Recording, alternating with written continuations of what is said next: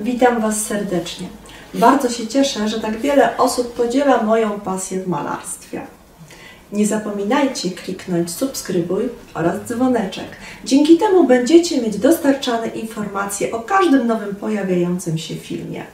Jeśli natomiast chcecie zostać moim patronem, będziecie dostawać często nowe filmy dotyczące szkolenia z malarstwa. Wystarczy rozwinąć opis na dole. Witam Was, moi kochani, serdecznie w kolejnym odcinku malowania farbami akrylowymi, olejnymi, akwarelowymi, przeróżnymi technikami, ale dzisiaj będzie to program malowania farbami olejnymi bukietu Pivoni. Pokażę Wam, jak na formacie 50 na 50 cm, mamy tutaj do czynienia z kwadratem, w jaki sposób stworzyć ciekawe tło, jak zastosować ciemne kolory pod kwiaty i w jaki sposób stworzyć kolejnymi etapami bukiet, tak aby był efektowny i trójwymiarowy na obrazie. Zapraszam Was dzisiaj serdecznie. Wszystko to w dzisiejszym jednym filmie.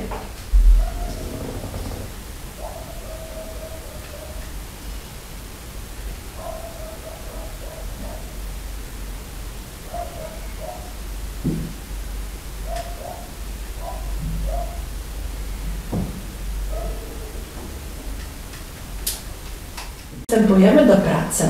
Na formacie 50 na 50 cm będziemy dzisiaj pracować farbami olejnymi, dużo pędzlami, ale przede wszystkim szpachelką.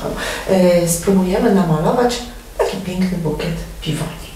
Najpierw wykonamy tło dobrze oświetlone i odpowiednio przeciągnięte pędzlem, tak aby stworzyć łagodne przejścia. Na początek odrobinę należy zagruntować płótno, przeciągnąć troszeczkę samym olejem.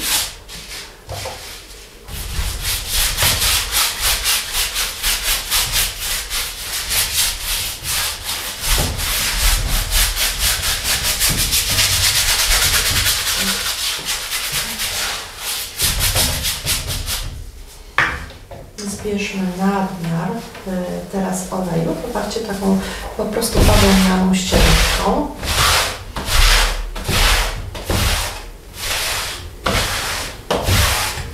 Chodzi przede wszystkim o to, żeby ten olej nam nie spływał. Jeśli go będzie zbyt dużo, farby nie będą się łagodnie ze sobą łączyć, tylko po prostu za bardzo rozmazywać. A to nie jest takie później dobre dla tworzenia melanży. Zacznę od jaśniejszych barw. Chciałabym, żeby takie źródło światła szło tutaj od górnego narożnika po prawej stronie, mniej więcej do środka. Natomiast tą strefę zrobimy bardziej w cieniu. Pobieram biel. Farba jest bardzo, popatrzcie, gęsta. Muszę jeszcze odrobinę użyć oleju, żeby móc przepracować ją na palecie.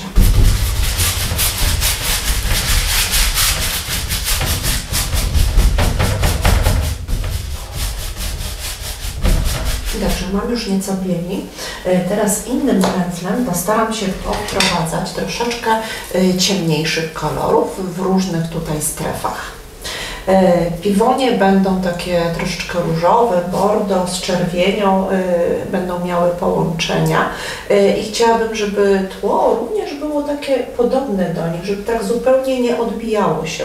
W związku z tym stworzymy sobie troszeczkę takich brązów, ciemnych brązów połączonych właśnie na przykład z karminem. Karmin to taka piękna, ciemna czerwień.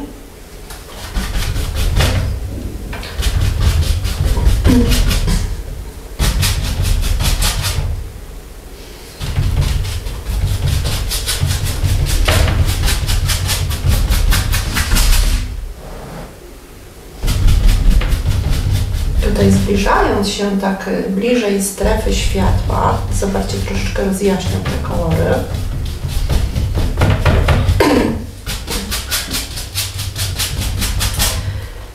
I spróbujemy sobie teraz tak, wziąć troszeczkę błękitu paryskiego. On z karminem będzie wchodził w taką reakcję bardzo ładnego, zobaczcie, fioletu. po rozmieszaniu go później nawet z odrobiną czerwieni, bieli, różu będą się pojawiać takie bardzo, bardzo ciekawe odcienie i chciałabym, żeby troszeczkę tego koloru znalazło się szczególnie w cieniach. On będzie również bardzo dobrze łączył się z samym kolorem kwiatów i generalnie z ciemnymi zieleniami również ten fiolet świetnie współgra. Mam teraz taką bardzo ciemną zieleń i w niektórych miejscach w połączeniu z brązem, z odrobiną czerni spróbuję już gdzieś zrobić trochę więcej cienia, bo pod kwiatami zdecydowanie ten cień powinien się pojawić i to właśnie już w takiej kolorystyce głębokiej, ciemnej, zgniłej zieleni.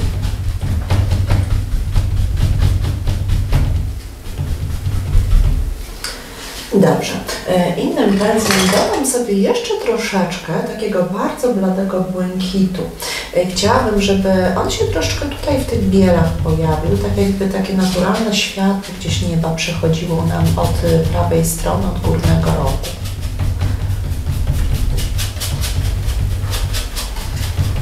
Popatrzcie, jak kolorowo zaczęło nam się robić na naszym playtramie, mnóstwo różnych odcieni, ale teraz musimy ładnie popracować nad połączeniem tych wszystkich barw. Zacznę od jasnych kolorów, czyli od tej strefy w górnym prawym narożniku.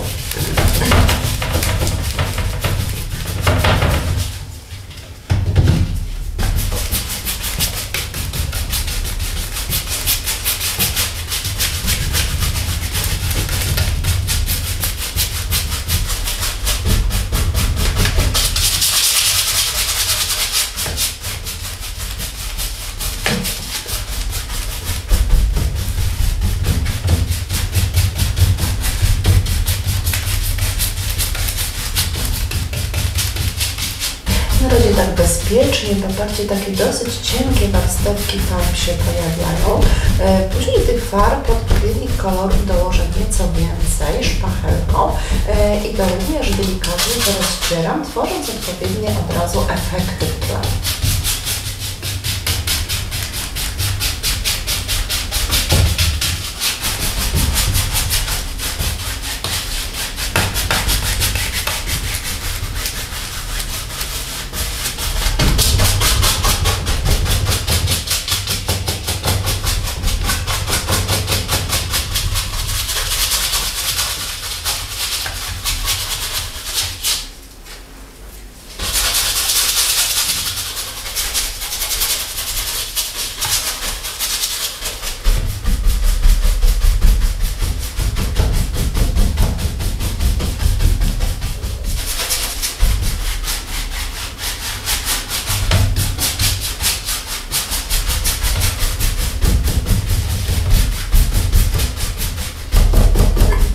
Zobaczcie, te zielenie bardzo ciekawie tutaj łączą się z innymi barwami, delikatnie wychodząc, tworząc takie półtony, półszarości, lekko wchodzące gdzieś w róże, błękity, odcienie.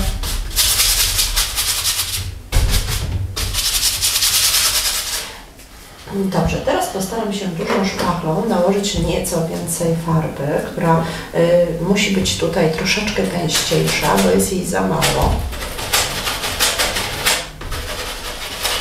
Farba bardzo ładnie się będzie, popatrzcie, wchłaniała już na tym podkładzie.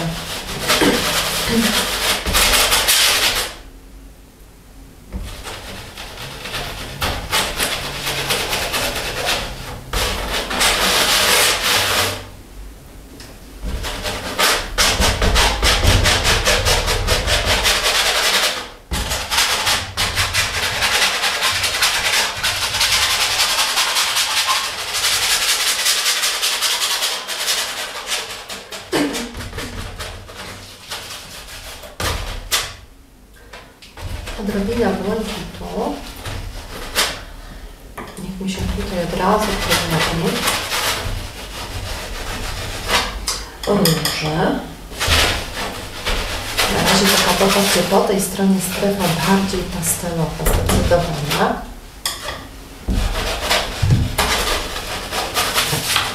I przechodzę w nieco ciemniejsze odcienie.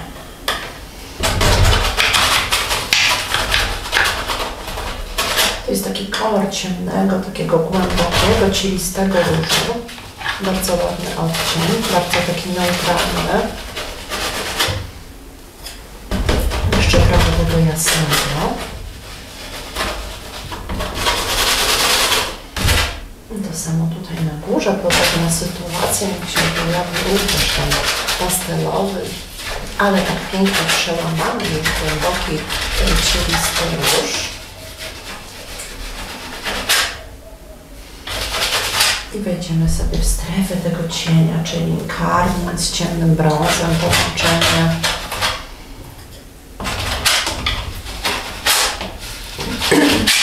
Troszeczkę czerni i tego błękitu paryskiego, który daje nam taką głębię piękną.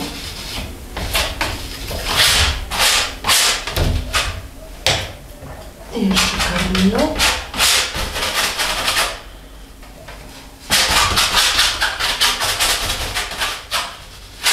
Zobaczcie, ta farba w tym momencie ma zupełnie już inną konsystencję. W momencie, kiedy nakładam ją szpachelką, ona zdecydowanie jest bardziej gęsta na płótnie i daje potem też większe możliwości pracy na niej, takich właśnie przemazań.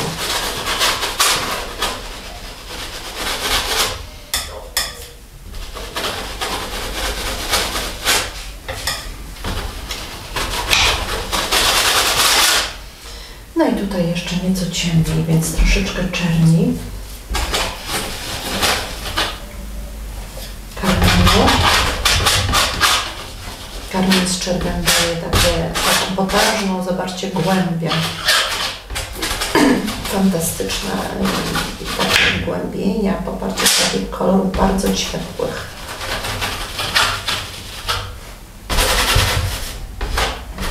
No i tego ciemnego od razu troszeczkę tutaj damy, tam gdzie będzie nasz bukiet wychodził.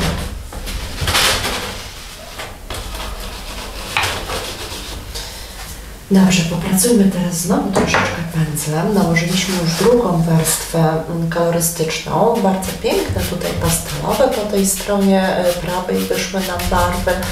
Chciałabym w niektórych miejscach delikatnie poprzecierać jeszcze to pędzlem, tak żeby wygładzić jeszcze gdzieniegdzie tą strefę. Wówczas cały obraz później będzie się nam wydawał taki bardzo estetyczny.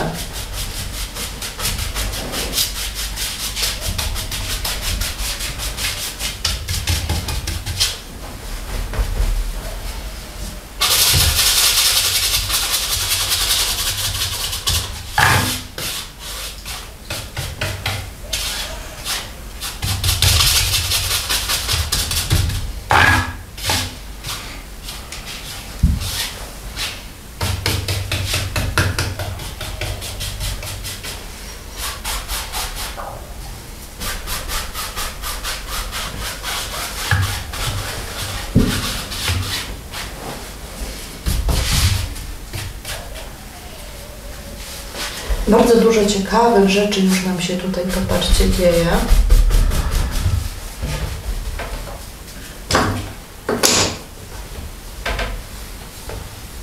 Popracujmy sobie jeszcze chwilę szpachelką.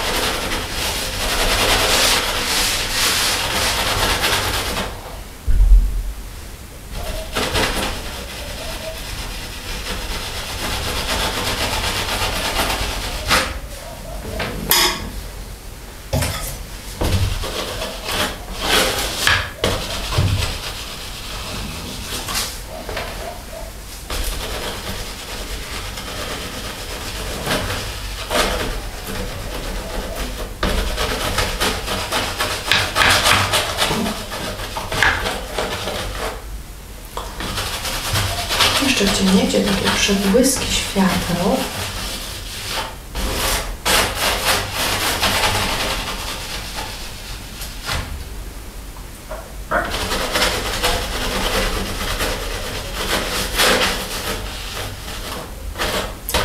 Dobrze, Dobrze, teraz troszeczkę gałązek delikatnych, również szpachelką. Pobieram sobie ciemną zieleń, muszę omaczyć, poparcie delikatnie szpachelkę w oleju. Ciemna zieleń, odrobina czerni, tej zieleni oliwkowej. I tak leciuteńko, dosłownie wyciągając tylko samym kantem, najpierw poprowadzam sobie odrobinę takich cieniutkich gałązek. Ustawię sobie też w ten sposób cały układ mojej pracy, mojego bukietu.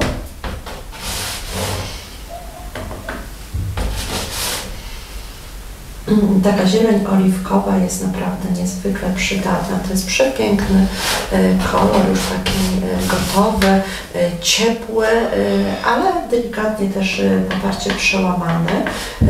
On zawsze naprawdę doskonale łączy mi się z innymi barwami, więc warto taką zieleń sobie na pewno zakupić. Można go z jasnymi żółcieniami przepięknie łączyć, daje nam takie bardzo ładne efekty.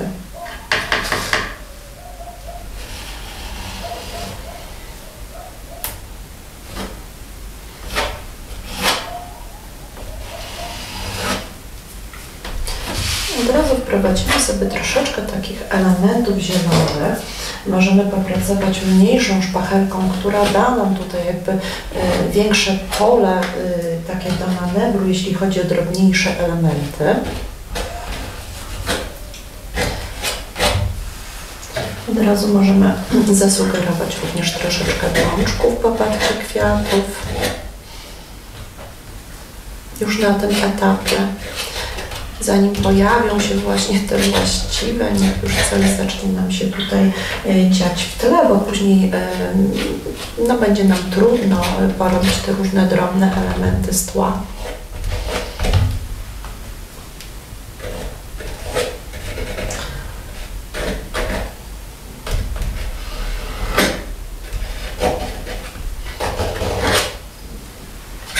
Możemy część wydrapywać, poparcie tworząc takie bardzo też łagodne przejścia.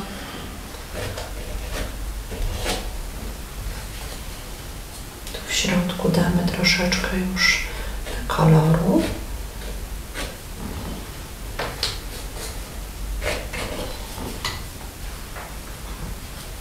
To samo może gdzieś tutaj nam się już zadziać.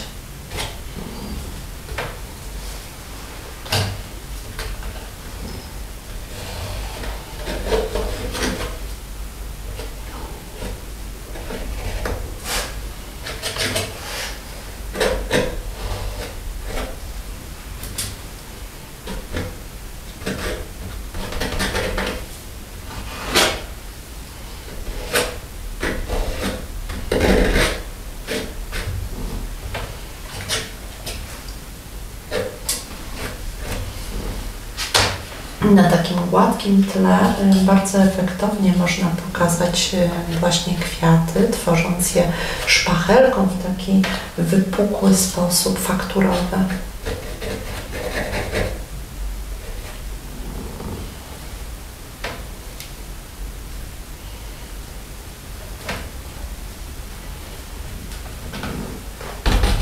Może jeszcze troszeczkę tych zieleni.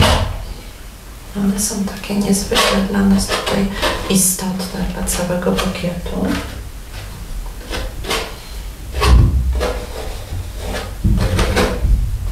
Chciałabym, żeby ten bukiet był taki troszeczkę nieco może abstrakcyjny, troszeczkę zawieszony w powietrzu, żeby był taki bardzo, bardzo lekki.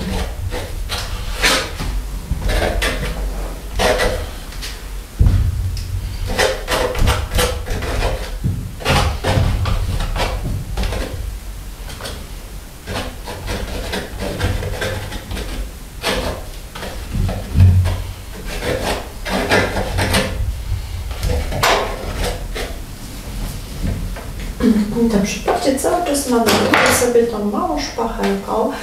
Ona mi daje tutaj takie bardzo ciekawe możliwości i tak też będę zachowywać się dokładnie przy tworzeniu tych naszych pięknych teraz samych płatków. Należy ją przecierać tylko co chwila, tak naprawdę, żeby uzyskać czysty kolor, na którym mi teraz zależy najbardziej.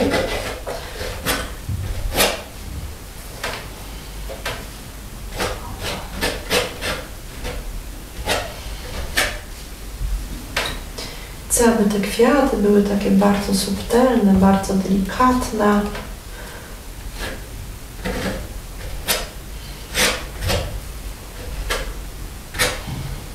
Niektóre będą takie otwarte, bardziej z profilu pokazane.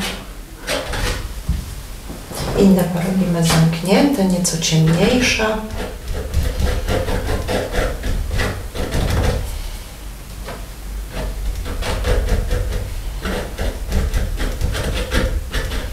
One są takie postrzępione zawsze w środku.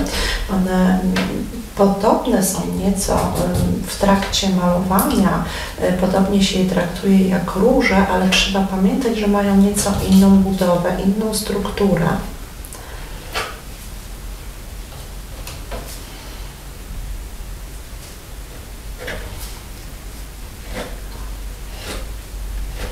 Róże są bardziej symetryczne, takie poukładane, natomiast bigonie nieco bardziej takie strzępiaste i chaotyczne w swojej formie.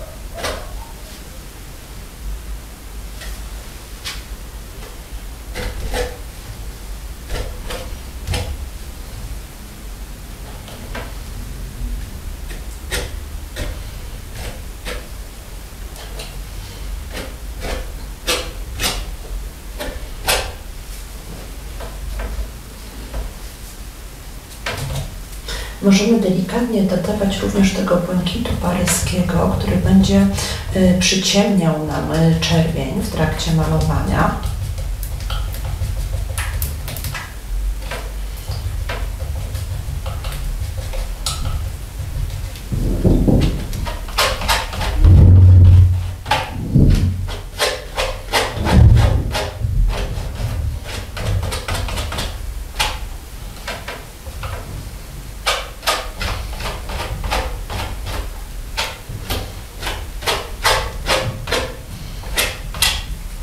Niektóre będą kwiaty gdzieś takie bardziej rozmyte, wtapiające nam się zupełnie gdzieś w tło.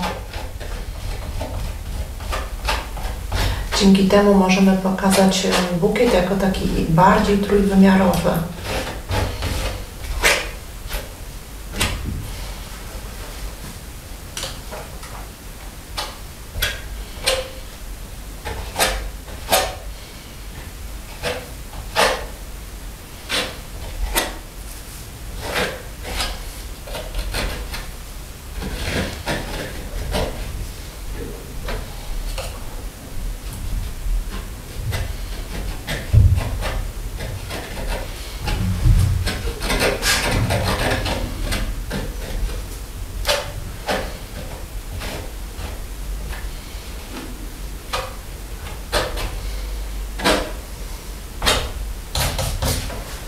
Kwiaty w niektórych miejscach mogą być naprawdę bardzo ciemne, gdzieś schowane zupełnie, więc musimy rozrobić sobie w odpowiedni sposób również tą czerwień, żeby była znacznie głębsza.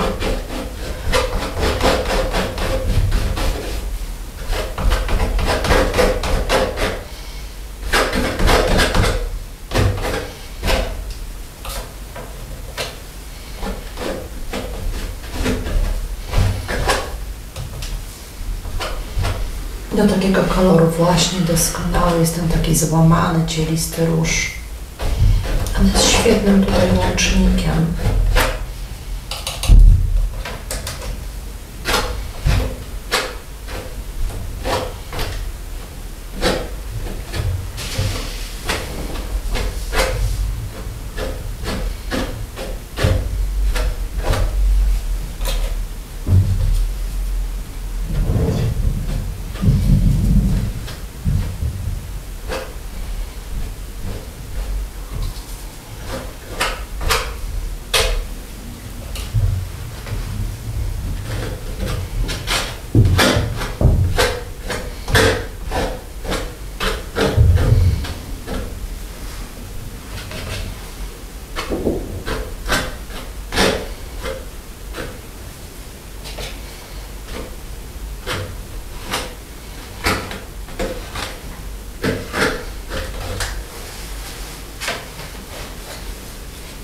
Tutaj stworzymy taki największy kwiat. W środku będzie nieco ciemniej.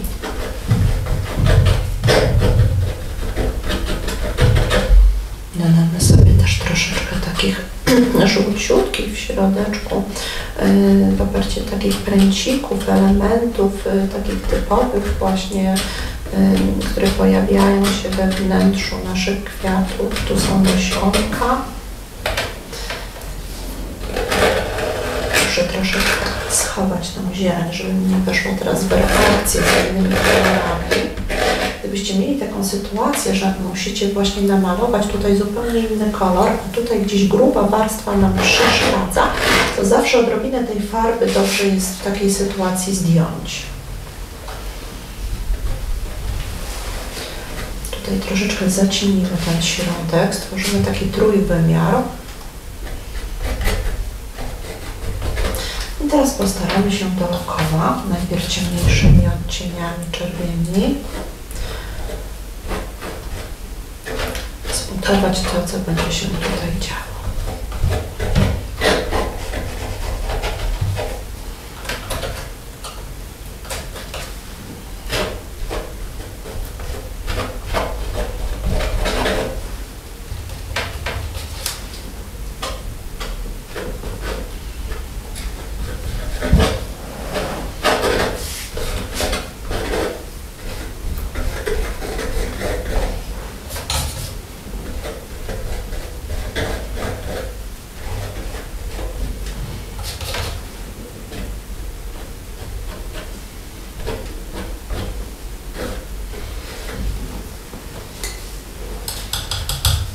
Farba na szpachelce naprawdę bardzo szybko się brudzi przy takim malowaniu grubofakturowym, więc pamiętajcie, żeby cały czas starać się zachować tą czystość. W innym przypadku nie będziemy w stanie pracować odpowiednio czystymi barwami.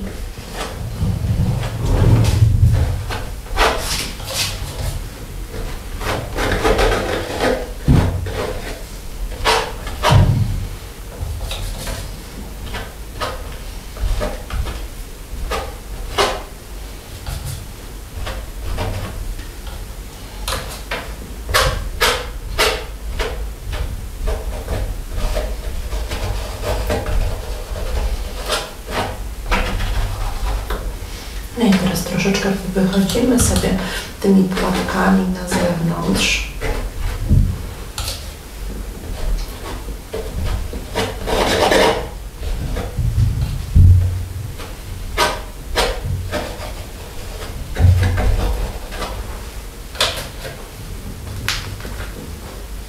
A od środka trzeba zdecydowanie przyciemnić.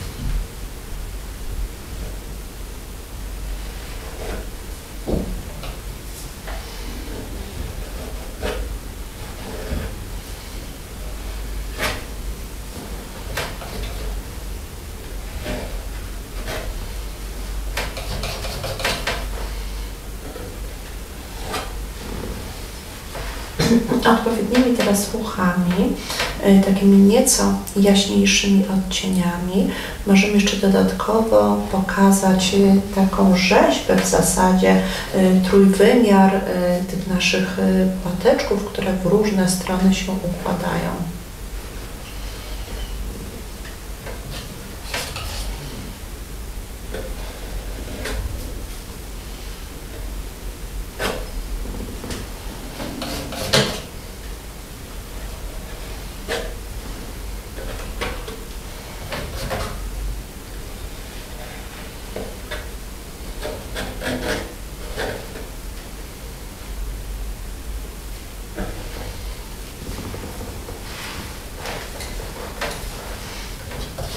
Dobrze, jeszcze odrobinę tutaj takich sugestii, mniejszych jakichś kwiatuszków, pączków.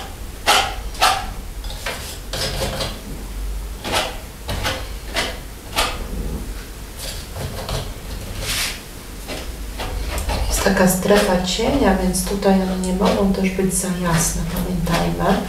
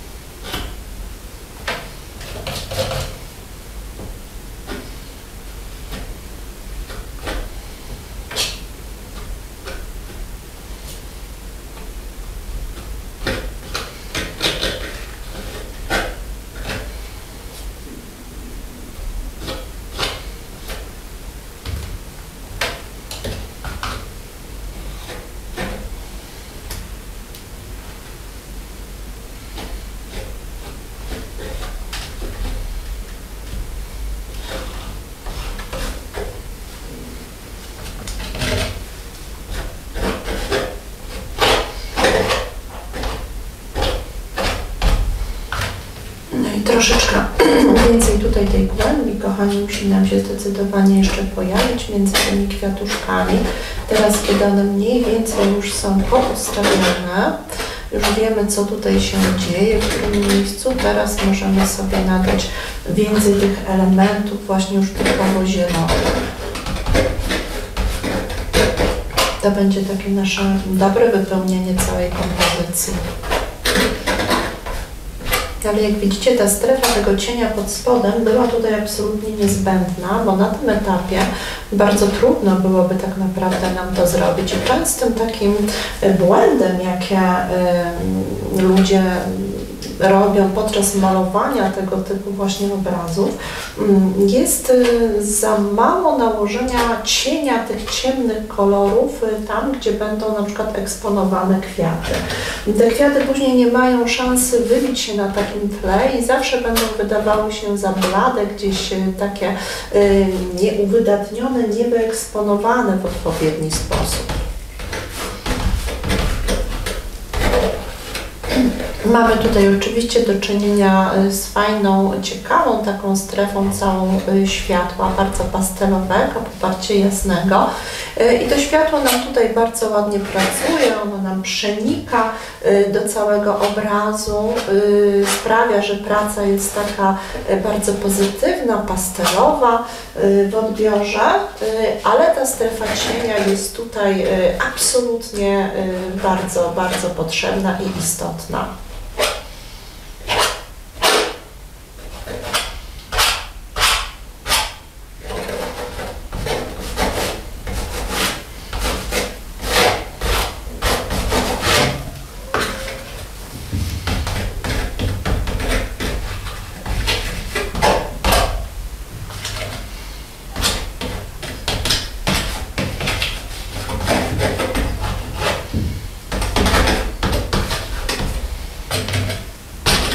No i to, co teraz tutaj się dzieje, to jest tak jakby już wykończenie, pokazania więcej szczegółów, więcej takich różnorodnych elementów. Pokażemy tutaj w tą stronę troszeczkę takich więcej łodyżek, które będą skłaniały nas do takiego zamysłu, do obserwacji, że jednak ten bukiet gdzieś tam zmierza ku dołowi, że nie jest tak zupełnie gdzieś rozprzestrzeniony na tym naszym obrazie, tylko że no, jest w jakiś tam sposób również ułożony.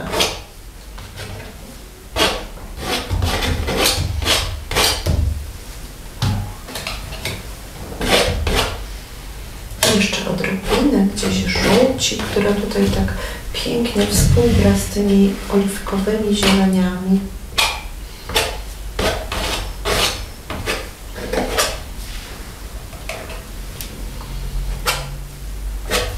Ale również gdzieś ten błękit z bielą, który pojawił nam się Popatrzcie, na światełkach on również ma prawo pojawić się w taki relatywistyczny sposób na innych naszych elementach, czyli gdzieś na przykład na zieleniach, gdzieś na pączku,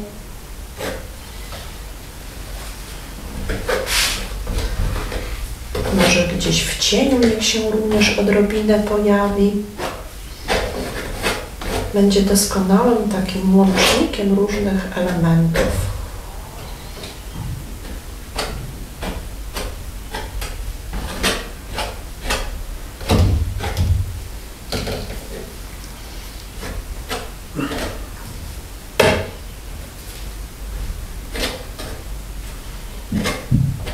Jeżeli kolor pojawia nam się z innej jakby gamy barw i dosyć różni się od całej reszty elementów, warto jest w kilku chociaż miejscach zaakcentować jego obecność.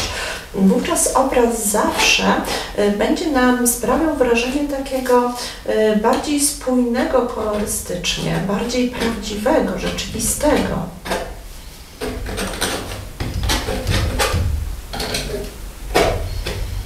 I te błękity rzeczywiście fantastycznie tutaj współgrają.